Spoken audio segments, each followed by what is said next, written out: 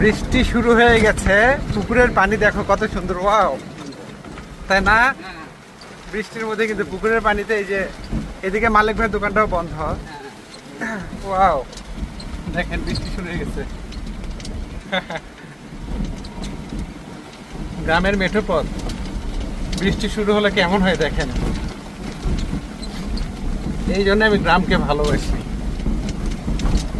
Fresh বাতাস, কত সুন্দর পরিবেশ, গাছ দেখেন।